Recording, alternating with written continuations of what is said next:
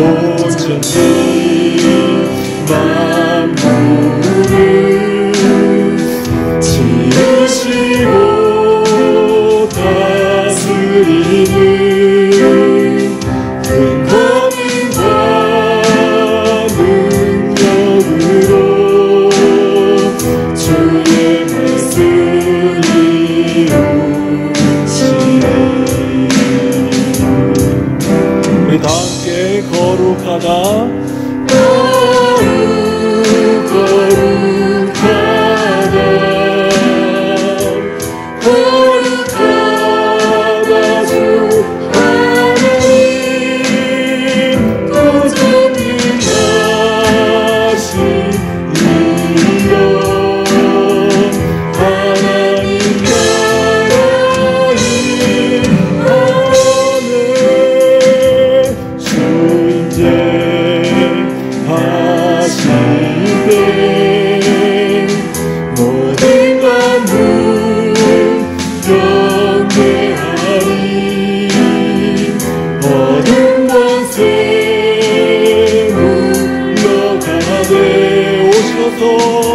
오셔서 다스리소서.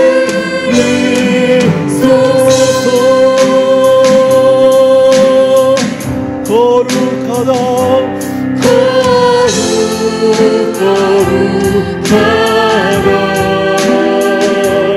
거룩하다 주 하나님 걱정하시리요.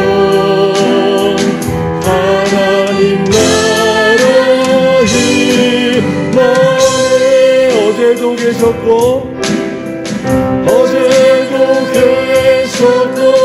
오늘도 계시며 이제 그것이 우리 왕. 어제도 계셨고 오늘도 계시며 이제 그것이 우리 왕. 어제도 계셨고 오늘도 계시며 이제 그것이 우리 왕. 어제도 계셨고 오늘도 계시며 이제 그것이 우리 왕.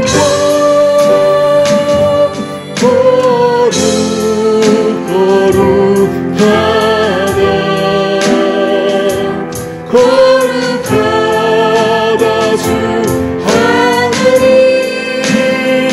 걱정하시리요. 하나님 나라의 아멘. 사랑하는 주의 성도들아, 그의 이름에 합당한 영광을 돌리며 거룩한 옷을 입고 여호와를 찬송하라. 그의 거룩함을 기억하며 감사하라. 하나님은 영이시니 예배하는 자가 영과 진리로 예배할지니라. 아멘. 사랑하는 성도 여러분, 우리 하나님께서 받으시는 기뻐하시는 예배는 상한 마음과 통회하는 심령이라고 말씀하십니다. 지금 성령께서 우리 마음속에 깨닫게 하시는 한 주간의 잘못들을 가지고 예수 그리스도의 십자가 앞에 진실한 마음으로 우리의 입술을 열어 참여하는 기도를 드리겠습니다. 함께 기도하겠습니다. 하나님 아버지 감사합니다. 오늘 이 거룩한 주일에 우리가 하나님의 말씀과 은혜를 사모하여 하나님의 거룩한 임재 앞에 나아가기를 소망합니다. 하나님, 주님 앞에 정직한 마음으로 투명한 모습으로 주 앞에 나아가는 심령들마다 참여하는 영을 허락하여 주시고 회개의 영을 부어주시고 정직의 영을 부어주셔서 우리의 삶들에 하나님 기뻐 받으시지 않는 그런 연약함들을 온전히 고백하고 자백할 수 있는 그런 아버지 하나님 마음이 우리 가운데 충만하게 하여 주시옵소서.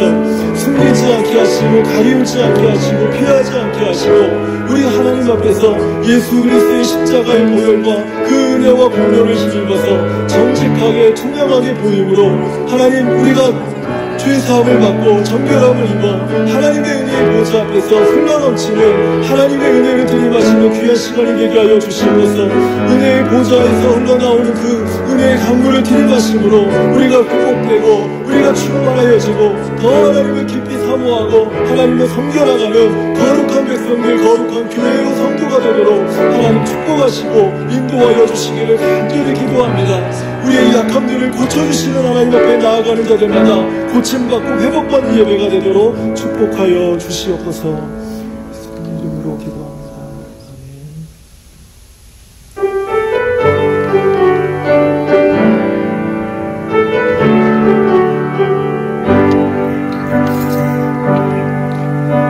우리 모두 예배하는 자 되어 온전히 영과 진리로 주를 예배하자. 주가 우리와 함께 영원히 함께 하시고 마르지 않는 샘물로 우리 채우시. 우리 모두 예배하는 자 되어 온전히 영과 진리로 주를 예배하자. 주가 우리와 함께 영원히 함께 하시고 마르지 않는 샘물로 우리 채우시. 우리 모두 예배하는 자 되어 온전히 영과 진리로 주를 예배하자. 주가 우리와 함께 영원히 함께 하시고 마르지 않는 샘물로 우리 채우시리라.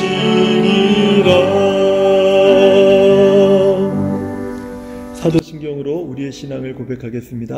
전능하사 천지를 만드신 하나님 아버지를 내가 믿사오며 그 외아들 우리 주 예수 그리스도를 믿사오니 이는 성령으로 잉태하사 동정녀 마리아에게 나시고 본디오 빌라도에게 고난을 받으사 십자가에 못 박혀 죽으시고 장사한 지 사흘 만에 죽은 자 가운데서 다시 살아나시며 하늘에 오르사 전능하신 하나님 우편에 앉아 계시다가 저리로서 산자와 죽은 자를 심판하러 오시리라. 성령을 믿사오며 거룩한 공회와 성도가 서로 교통하는 것과 죄를 사하여 주시는 것과 영원히 사는 것을 믿사옵나이다. 아멘.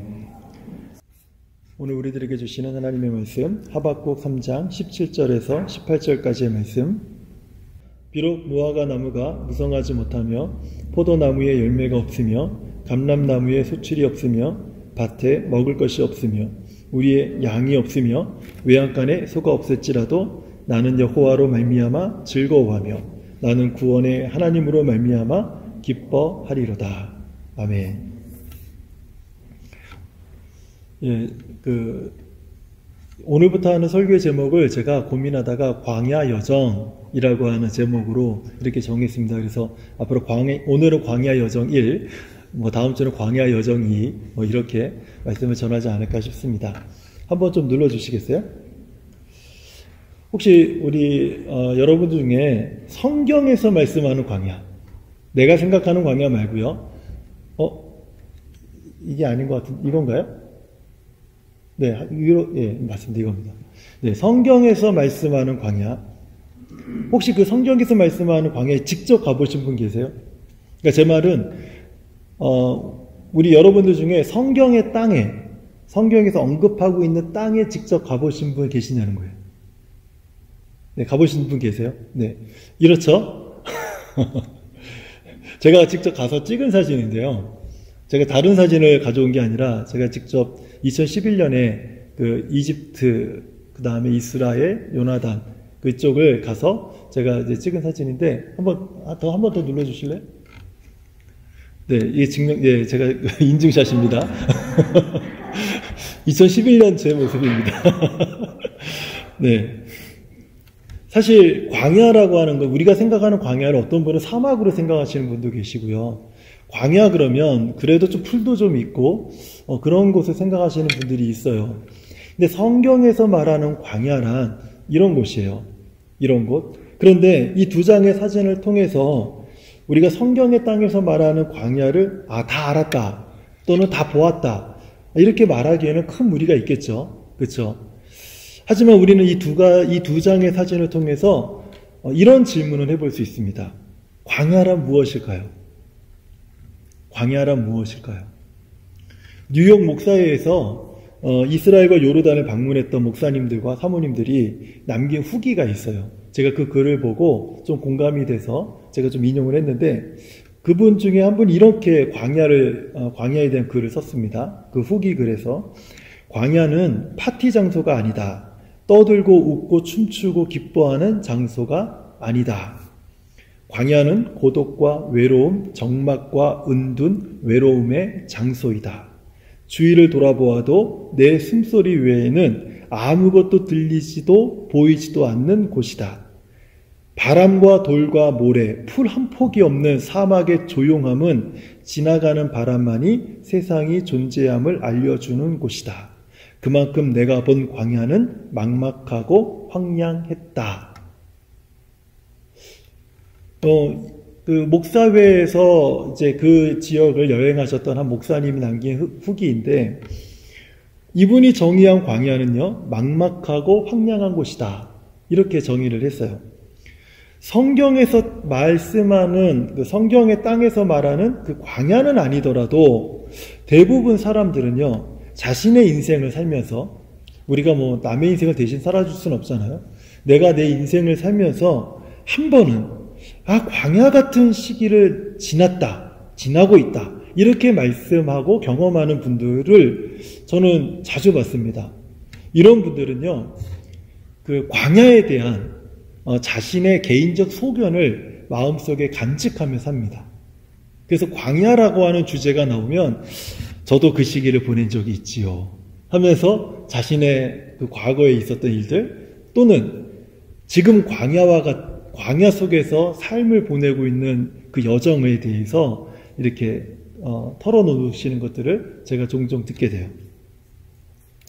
중요한 것은 앞에서 말씀드렸던 이 목사님들의 후기, 그것이 정말 성경에서 말씀하는 광야인가? 그리고 내가 경험했던 그 광야의 시기, 그 시기가 정말 광야인가? 하는 부분이 중요하지 않겠습니까? 그래서 성경에서 말씀하는 광야란 어떤 것인가? 광야에 대해서 그 성경 구절들 중에서요, 가장 잘 말씀해주는 성경의 한 구절이 있어요. 민수기 20장 5절이에요. 한번 보여주시겠어요? 같이 한번 읽어보겠습니다. 시작. 너희가 어찌하여 우리를 애굽에서 나오게 하여 이 나쁜 곳으로 인도하였느냐? 이곳에는 파종할 곳이 없고 무화과도 없고 포도도 없고 석류도 없고 마실 물도 없도다. 성경에서 말씀하는 광야는 이 말씀을 기준으로 해서 봤을 때 파종할 곳이 없는 곳입니다. 무화과도 없는 곳이고요, 포도도 없는 곳입니다. 석류도 없고요, 마실 물도 없는 곳이에요.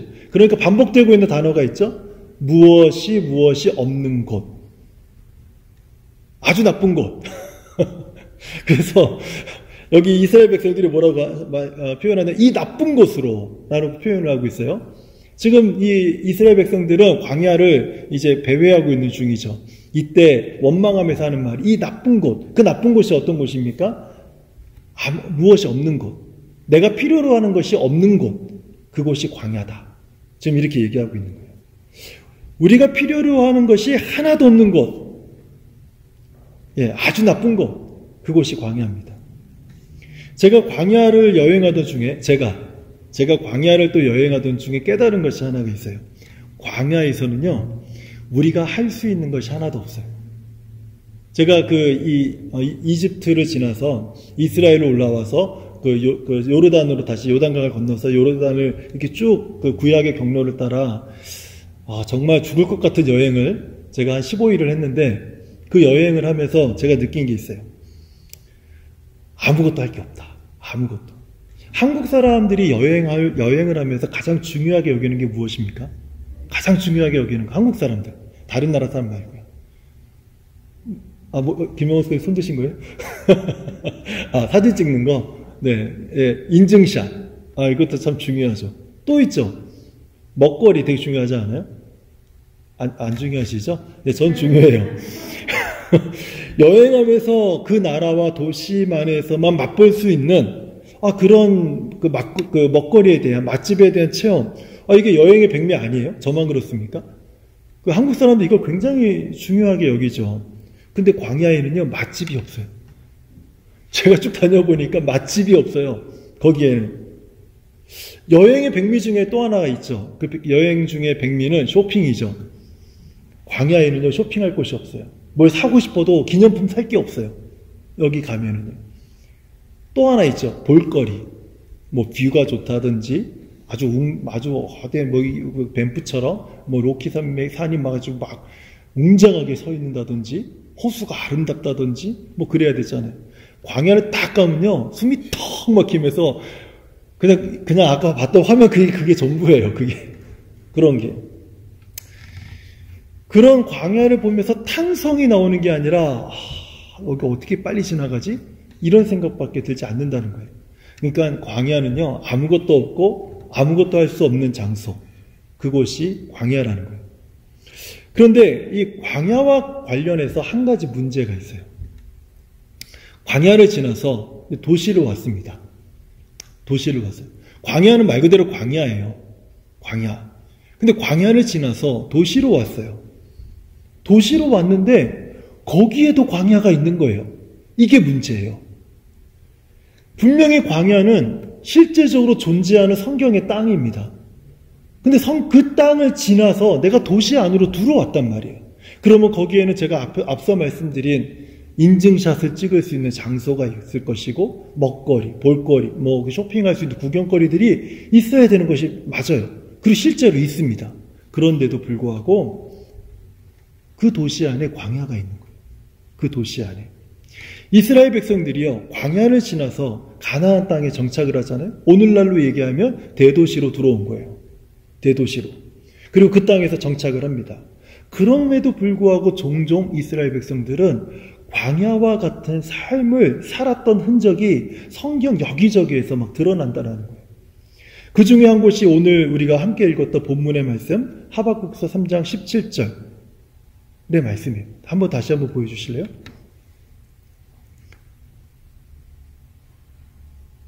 네, 같이 한번 읽어볼까요? 시작. 비록 무화과 나무가 무성하지 못하며 포도나무에 열매가 없으며 감람나무에 소출이 없으며 밭에 먹을 것이 없으며 우리의 양이 없으며 외양간에 소가 없을지라도. 한번 잘 보세요. 이 말씀을 보면 우리가 앞서 봤던 민수기 20장 5절과 거의 똑같지 않나요? 무화과 나무가 있는데 무성하지가 않아요. 포도나무가 있어요. 광야엔 포도나무가 없으니까 포도가 없는 거예요. 그렇죠? 근데 포도나무가 있는데 열매가 없어요. 감람나무가 있는데 수출이 없어요. 밭이 있는데 먹을 것이 없어요. 우리가 있어요. 양의 우리가 있는데 그 안에 우리는 튼튼하고 멀쩡한데 그 안에 양이 한 마리도 없네요. 외양간은 아주 잘 지어놨는데 거기에는 한 마리의 소도 없는 거예요. 없고 또 없는 삶을 이스라엘 백성들이 가나안 땅에서 겪고 있다는 뜻이에요. 여러분, 이 말씀을 우리 삶에서 경험해 보신 분 있지 않으세요? 없다. 내가 할 수 있는 게 또 없다. 가진 것이 없다. 그런데 할 수 있는 것조차도 없다. 이 말씀을 사실은 이스라엘 백성들만 하는 것이 아니라 오늘 우리 삶에도 이와 같은 삶을 우리가 경험하게 된다는 거예요.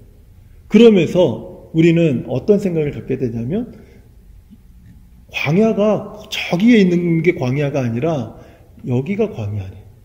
지금 내가 광야 속에 있네. 내가 광야 안에서 걷고 있구나 라는 사실을 그때 깨닫게 돼요.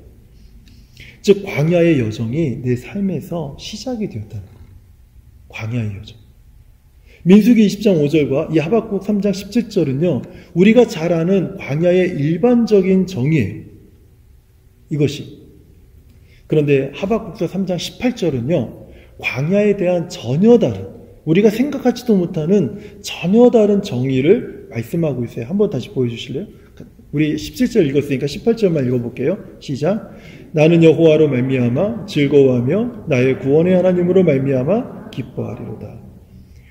광야는 아무것도 없고 아무것도 할 수 없는 곳일지라도 하나님 때문에 지금 즐거워하고 기뻐할 수 있다라고 말을 하고 있는 거예요. 광야는요, 씨를 뿌릴 수도 없고 추수도 할 수 없는 곳입니다. 하지만 이스라엘 백성들은 광야에서 하루가 아니고 일주일도 아니고 40년을 머물면서, 그것도 250만 명이 40년간을 머물면서 먹을 것이 없어서 굶어 죽은 사람이 단 한 명도 없었고요. 아니, 단 한 사람도 굶지 않았어요. 40년 동안. 굶어 죽기는커녕 단 한 사람도 한 끼도 굶지 않았어요. 왜냐하면 하나님께서 하늘에서 만나를 내려주셨기 때문에 그래요. 광야에는요, 샘이나 우물이 있지 않습니다. 하지만 이스라엘 백성들이 목이 말라서 죽은 사람이 단 한 명도 있지 않아요. 그 이유는 하나님께서 반석에서 물을 내셨기 때문에 그래요. 광야는요, 낮에는 무척 뜨겁고 저녁에는 매우 추운 곳입니다. 하지만 40년 동안 이스라엘 중에 뜨거운 태양 아래서 푹 쓰러진 사람이 한 명도 있지 않습니다. 그리고 추운 그 저녁에 몸이 얼어서 죽은 사람도 한 명도 있지 않아요. 왜냐하면 하나님께서는 낮에는 구름기둥, 밤에는 불기둥으로 그들을 보호하셨기 때문에 그래요. 광야에는 의복이라든지 신발 같은 이 의류품을 구할 곳이 없어요. 거기 무슨 재료가 넉넉해서 계속 만들겠습니까? 있다 하더라도 40년 동안 어떻게 그것을 계속 공급하겠어요? 근데 놀라운 사실은 이스라엘 백성들이 40년 동안 의복이 낡지 않았고, 옷이 낡아지지 않고, 신발이 헤어지지 않았다라고 성경은 기록하고 있어요. 왜냐하면 하나님께서 이스라엘 백성들이 입고 있는 옷을 낡지 않게 하시고 신발이 헤어지지 않도록 우리는 알 수 없지만 엄청난 능력의 기적을 나타내신 거예요. 이처럼 이스라엘 백성들은요, 아무것도 없고 아무것도 할 수 없는 광야에서 하나님 때문에 먹고 마시고 인도함 받고 보호함을 받음으로 기뻐하고 즐거워했습니다. 즉 광야에서 이스라엘 백성들은 하나님을 만나고 그분을 경험했다라는 거예요.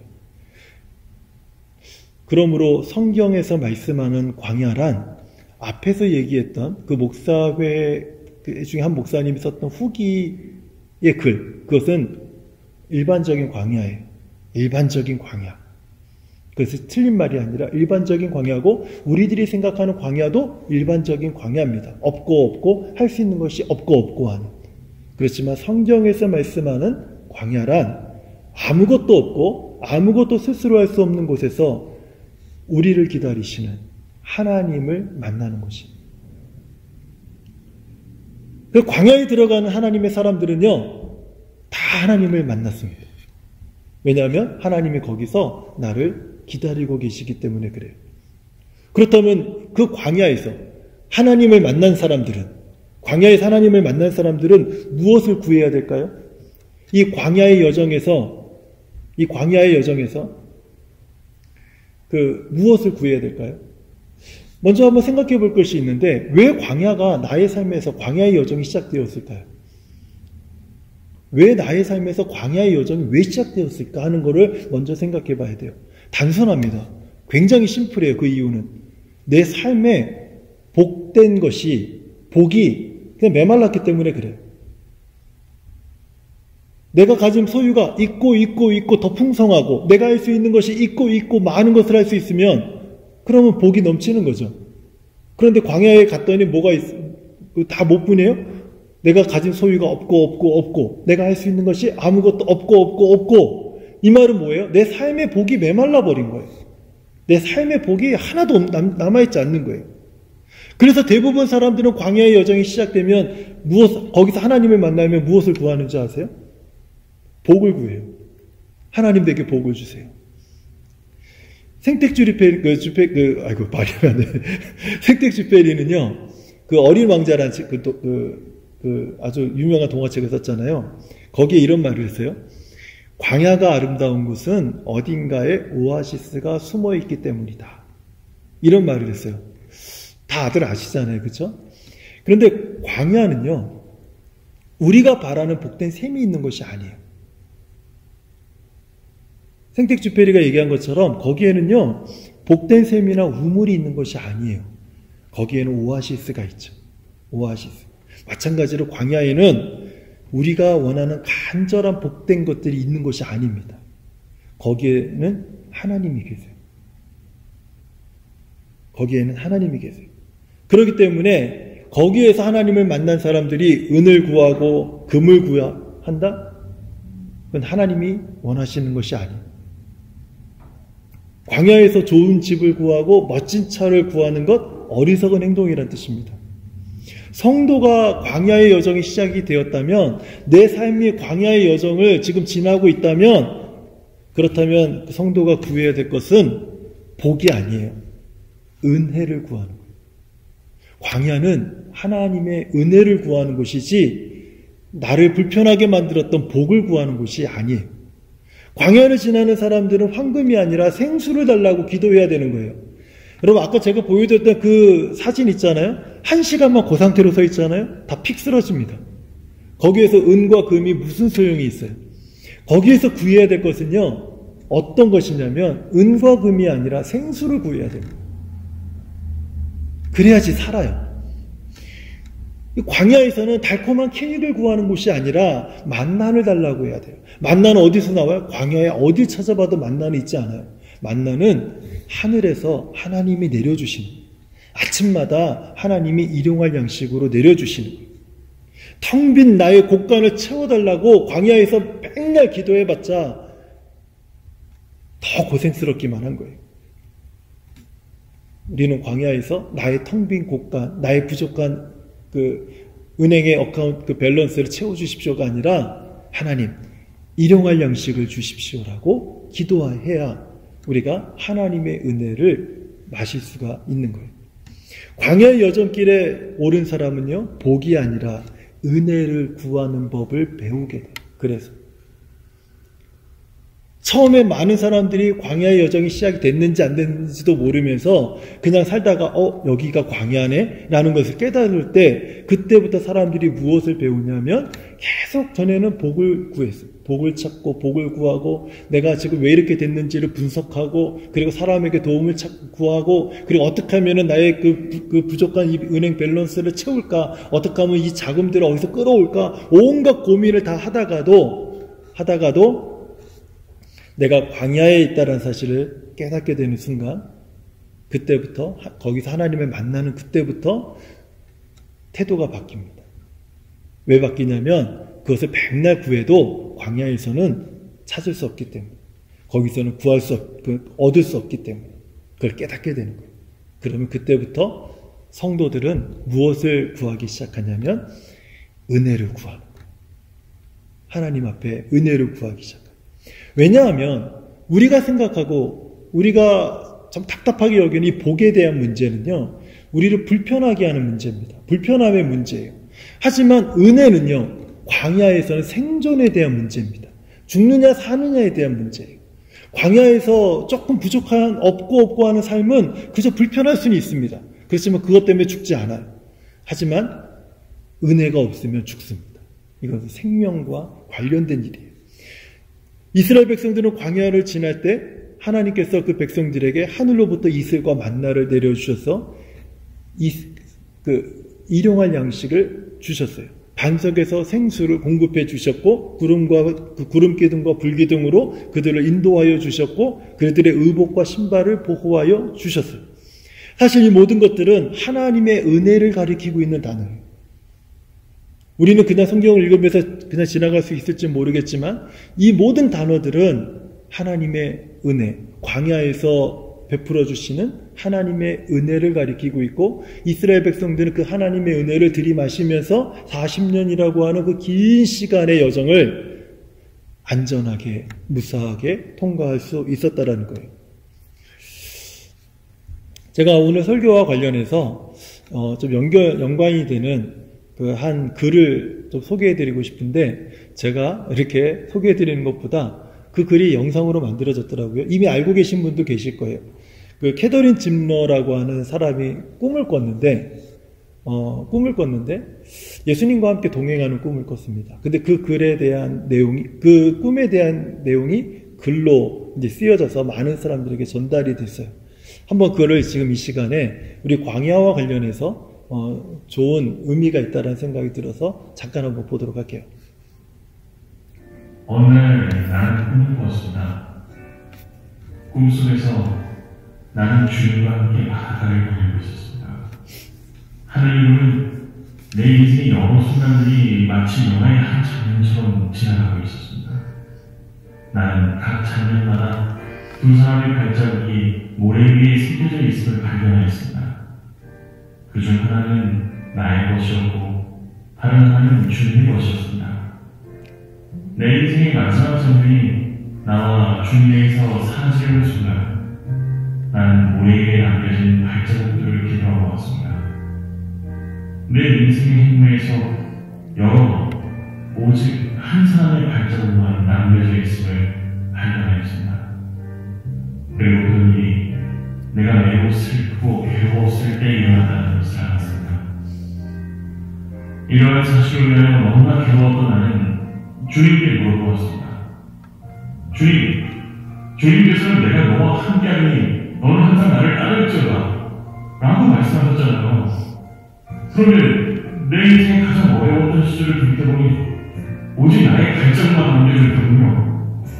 어느 때보다도 주님이 필요했던 바로 그때 어찌하여 주님은 내 곁을 떠나셨는지 나는 정말 이해할 수 없습니다. 그러자 주님께서 대답하셨어요. 사랑하는 나의 나는 너를 누구보다 사랑한다. 네가 시련과 고통을 당하고 있을 때 나는 한 번도 네 곁을 떠난 적이 없었다. 네가 한 사람의 발자국밖에 볼 수 없었던 바로 그때는 내가 너를 안고 함께였습니다. 이스라엘 그 백성이 광야에서 하나님을 만난 그 기록에 대해서 대표적인 그 구절, 성경 구절이 두 개가 있습니다. 이스라엘 백성들이 광야에서 만난 하나님에 관해서 기록한 성경에 두 구절이 있는데 한번 같이 한번 읽어볼게요. 내가 애굽 사람에게 어떻게 행하였음과 내가 어떻게 독수리 날개로 너희를 업어 내게로 인도하였음을 너희가 보았느니라. 광야에서 하나님은 이스라엘 백성들을 독수리가 자기 새끼를 날개 등에 얹고 나름과 같이 그 고통스럽고 그 힘든 광야의 여정을 하나님은 우리 업고 인도하셨다. 지금 이렇게 말씀하시는 거예요. 또 하나 구절이 있어요. 한번 읽어볼게요. 광야에서도 너희가 당하였거니와 사람이 자기 아들을 안는 것 같이 너희 하나님 여호와께서 너희가 걸어온 길에서 너희를 안는사 이곳까지 이르게 하셨느니라. 광야는 사람이 스스로 걸어갈 수 있는 것이 아니에요. 광야에 들어가서 성도가 광야의 여정이 시작이 되면 그 성도를 기다리고 계신 하나님을 만납니다. 그리고 하나님은 그를 안으시고 그 광야의 여정을 지나가세요. 그러면서 그 성도는요, 무엇을 배우냐면 복된 삶을 구하던 옛 사람의 습관을 버리고 하나님의 은혜를 구하는 경건한 습관을 배우게 돼요.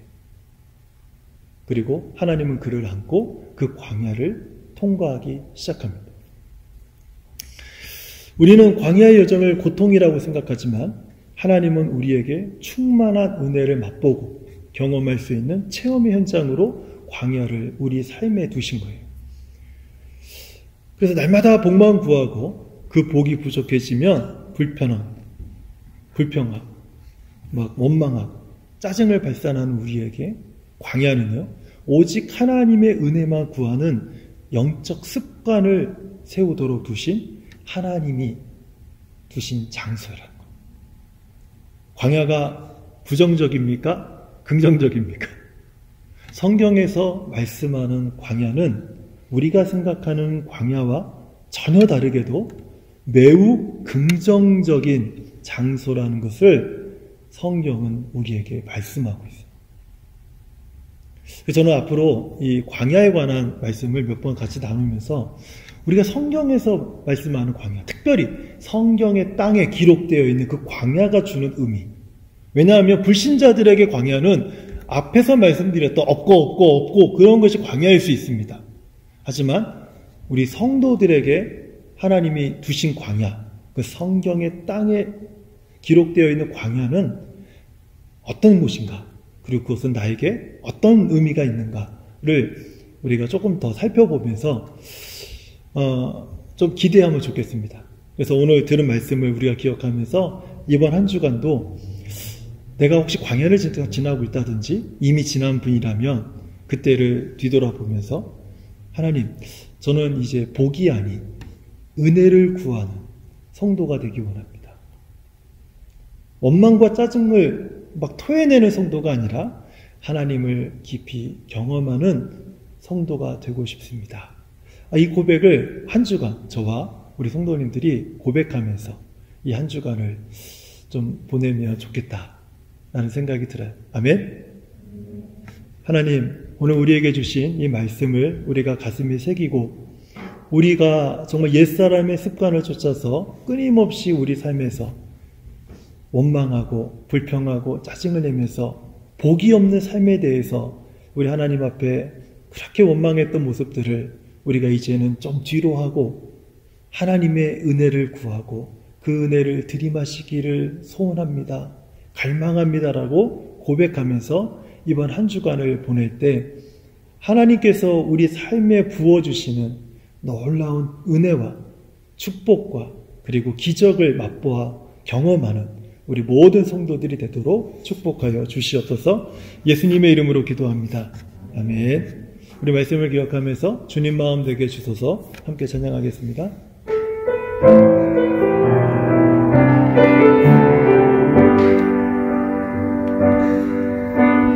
주님 마음 내게 주소서. 내 아버지 주님 마음 내게 주소서. 나를 향하신 주님의 뜻이 이루어지도록 주님 마음 내게 주소서. 주님 마음 내게 주시옵소서. 주님 마음 내게 주소서. 내 아버지 주님 마음 내게 주소서. 나를 향하신 주님의 뜻이 이루어지도록 주님 마음 내게 주소서.